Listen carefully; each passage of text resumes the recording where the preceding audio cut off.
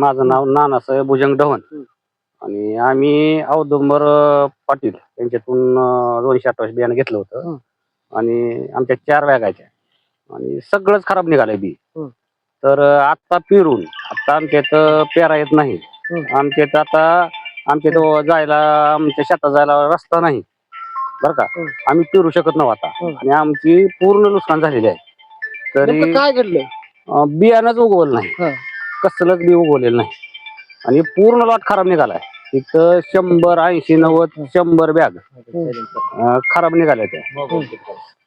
तर आमचं म्हणणं आहे की कंपनीवाल्याने आम्हाला भरपाई द्यावी. आम्ही कंपनीवाल्याला फोन केला असता त्यांनी काय सांगितलं, तुम्हाला काय करायचे ते करा, आम्ही वरपर्यंत आमचा हात आहे इथं, तुम्ही आमचं काय वाकडं करू शकत नाही. ही भाषा आहे, माझ्याकडे मोबाईल मध्ये रेकॉर्डिंग आहे त्याची. त्या कंपनीच्या मालकाला आम्ही फोन केला असता. आम्ही फक्त त्यांनी म्हणलं होतं मागातल्या 4 दिवसाखाली की आम्हाला तुम्ही पेरणीचा खर्च द्या, आम्ही पेरून घेता. त्यांनी अजिबात खर्च दिला नाही. येतो येतो म्हणून आमचं 4 दिवस घालवले आणि आता काय म्हणते फोन करून की आम्ही देऊ शकत नाही, तुम्हाला काय करायचं असेल ते करा, आमचं वरपर्यंत हात आहे. आम्ही सगळ्यांनी मॅनेज केलेलं आहे आणि सरकारी अधिकाऱ्यानं सर्टिफाईड केलेलं बियाणं आहे. तुम्हाला काय करायचं ते करा असं त्यांनी सांगितलं आम्हाला. आता आम्ही काय करावं? मागणी काय? आमची मागणी आहे की आता आम्हाला पिकाची भरपाई द्यावी त्यांनी. आता आम्ही पेरलं तरी आम्हाला ती पीक निघू शकत नाही तिथं आणि आता आम्हाला पेरता येत नाही. कसं आहे, आमच्या शेतात जाताना 4 जणांचे दुसऱ्याची पीक आहे ती, त्याच्यातून जाऊन आम्हाला पेरणी करावी लागते आणि आता त्यांचं बी धान उगवून आलेलं आहे. आता त्यांच्या वावरातून आम्हाला आमच्या शेतात जाता येईल का? त्याच्यामुळे आम्हाला पेरता येत नाही. आता लोकांच्या धानातून गेलं तर त्याची भरपाई आम्हाला द्यावी लागेल. त्याच्यामुळे आमच्या शेतात पेराय आम्हाला जाता येत नाही. त्याच्यामुळे आता आम्ही ह्यांनी पूर्णपणे भरपाई द्यावी. काय मी कृषी सेवा केंद्र 2011 मध्ये चालू केलेलं आहे. आज जवळ 15 वर्ष झालेत. आत्तापासून कुठलीही काही तक्रार नव्हती, पण यावर्षी मी ओडेसे कंपनीचं बरंचसं बियाणं किंवा बऱ्याचशा लॉटचं बियाणं आलं. पण यावेळेस जे माझ्याकडे आलेलं बियाणं 228 आव्हान, त्याचा लॉट नंबर 1, 2, 3 म्हणजेच 123 नंबर, हे पूर्ण लॉट फेल आला असून शेतकरीचं नुकसान झालेलं आहे.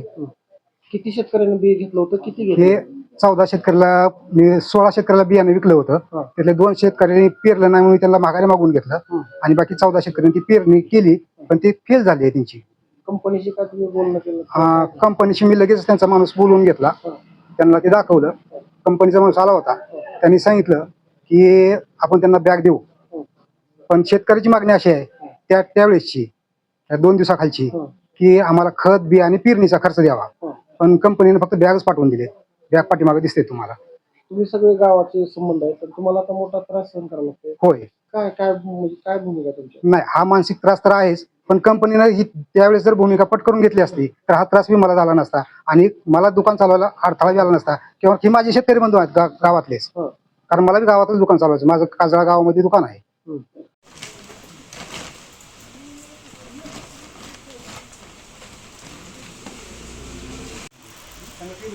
करावंच लागते. आंबा इथं तात्याचा इथं ना तुझी इथं तर लय वर गावं लागत.